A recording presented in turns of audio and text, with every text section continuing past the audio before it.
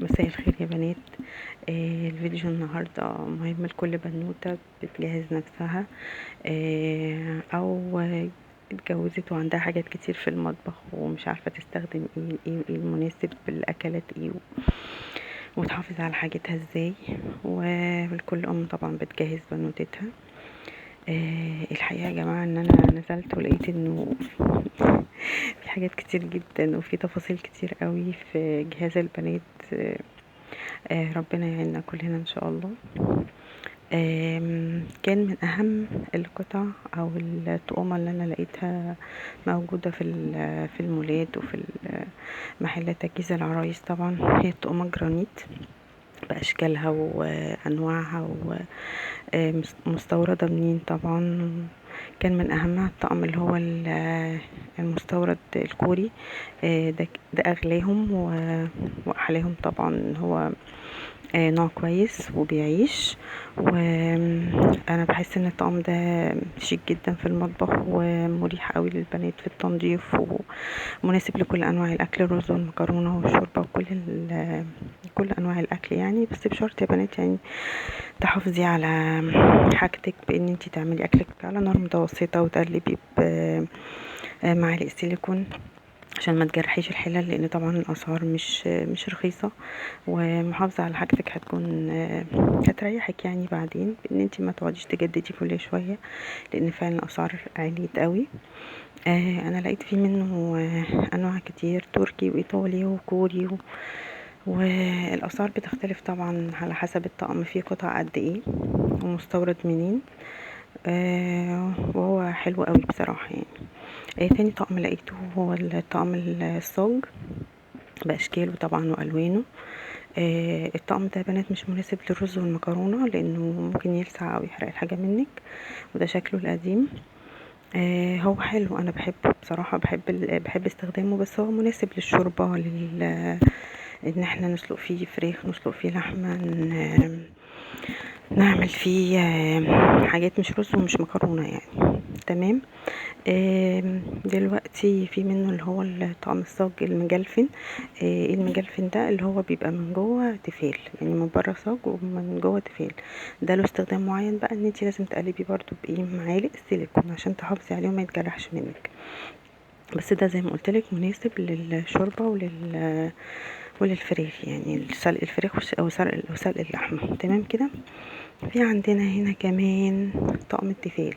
هو التيفال تراجع شوية دلوقتي قدامه الجرانيت والسيراميك في انواع تانية كتير، بس يعني لو هتجيبي تيفال لازم يفضل انه يكون نوع كويس، لانه مش بيعيش لو نوع مش كويس، مش هيعيش. انا بصراحة بفضل ان هو يكون نوع كويس. يعني انا ممكن اجيب حلتين تلاتة نوع كويس احسن ما اجيب طقم كامل نوع ما يعيش يعني. او ممكن انا اكمل طقم، اجيب حلتين وطاستين، صينية، بس يكون نوع كويس ويعيش معايا، يبقى كده تمام. متهيألي افضل الانواع دلوقتي هو زهران. هو بيعيش، بس برضو لازم نقلب بحاجة برضو سيليكون ونحافظ عليه والنار تكون هادية، بس عشان نحافظ على حاجتنا. طقم الاستانلس مهم قوي برضو، وصحي جدا في ان احنا نعمل فيه الاكل يعني. برضو انا بحب ستانلس زهران، هو جميل قوي وبيعيش، وبرضو عايز نار هاديه خصوصا في الرز والمكرونه يا بنات، يعني يفضل ان انت تحافظي عليه، تحافظي على النار وانت بتعملي الاكل. طقم الالومنيوم طبعا مهما طلعوا طقمة جديدة وجرانيت وسيراميك، بس لازم برضو يبقى عندنا طقم الومنيوم. هو مع كل الاكلات ما بيقولش لا يعني. متهيألي الاهرام احسن حاجة. الطقم ده انا لقيته بقى برضو اسمه طقم شاورما. هو فيه قطع كتير قوي، بس متهيألي هو يعني عدد لناس بقى، مثلا حد بنوتة تتجوز في بيت عيلة او ارياف او كده، لكن لو انتي في شقة فمتهيألي مش مفيد انتي تجيبيه. عندنا بقى الصواني الجرانيت. هي حلوة في المكرونة بشاميل، في الرقاق، في الجلاش، صينية بطاطس. حلو يعني، استخدامه حلو، مش بيلزق فيه الاكل. آم، بس مش بفضل فيه المخبوزات بصراحة. هو التيفال برضو نفس الحكاية، اي حاجة ممكن تعمليها ما عدا المخبوزات. صواني الالومنيوم دي المحببة لقلبي في كل حاجة. كيكة، مخبوزات، اي حاجة حلوة قوي. او لو حتى صواني البيتزا لازم برضو تجيبي منها. بجد الألمنيوم في الصواني بيبقى يعني بتاخدي أحسن نتيجة.